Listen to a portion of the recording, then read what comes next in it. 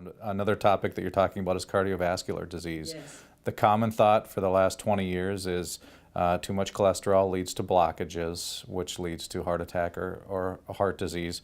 So we're told to lower it, oftentimes as much as possible. What do you think of that whole theory? Yeah, I think it's completely wrong. I definitely feel strongly, and I feel confident that I'm right. And in fact, my husband has been a beneficiary of my thoughts, and he has completely embraced what I've recommended. He eats a high-fat, high-cholesterol diet. He was diagnosed with heart disease 8 years ago, put on a high-dose statin, immediately started suffering from a lot of side effects. I started reading everything I could about heart disease and about statin drugs, and quickly realized he shouldn't be on that drug, and discovered, really quite fortuitously, this link with sulfate deficiency. I was digging into the early literature, and back in the 1960s there were studies that showed that you could introduce heart disease-like effects in monkeys by feeding them a high-fat, high-cholesterol diet. But if you also gave them foods that were rich in sulfur at the same time, then you couldn't make this happen. It no longer produced this heart disease profile. So this gave me a huge hint that something about sulfur was important to protect from heart disease. And so, so Victor eats a high sulfur diet as well as a high cholesterol diet. And then the other thing is to get a lot of sunlight exposure, because sunlight exposure to the skin allows your cells in the skin to produce sulfate and in fact produce cholesterol sulfate, which then supplies cholesterol to the body. And cholesterol sulfate is a wonderful molecule because it solves the transport problems of both cholesterol and sulfate by just having them join hands. It's really, really a neat system.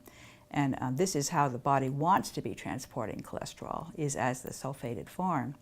But if there isn't enough sunlight exposure, or if you're exposed to glyphosate, which messes up the enzyme that produces the sulfate, then you're going to be stuck with having to transport cholesterol without sulfate, and also be stuck with losing your ability to transport sulfate.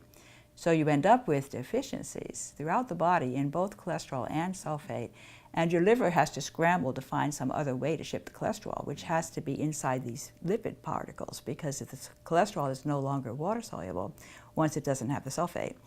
So you've got to package it up inside these LDL particles, which are considered to be the so-called bad cholesterol. And so the liver ends up shipping out lots of LDL in order to deliver the cholesterol to the body, which the cells desperately need.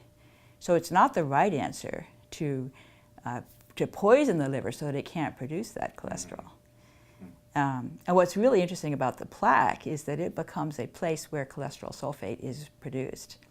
And so when you study what's going on in those regions that have the cholesterol does in fact gather along with fat inside those clogged arteries. That I'm not denying that that happens. But that is actually an active site for cholesterol sulfate production. And you, in order to be able to ship the cholesterol out to the HDL particles, you need to sulfate it first. And those sites are able to do that. But they have to take a hit on oxidative damage in order to do it. And that's because the normal system that produces the sulfate isn't working.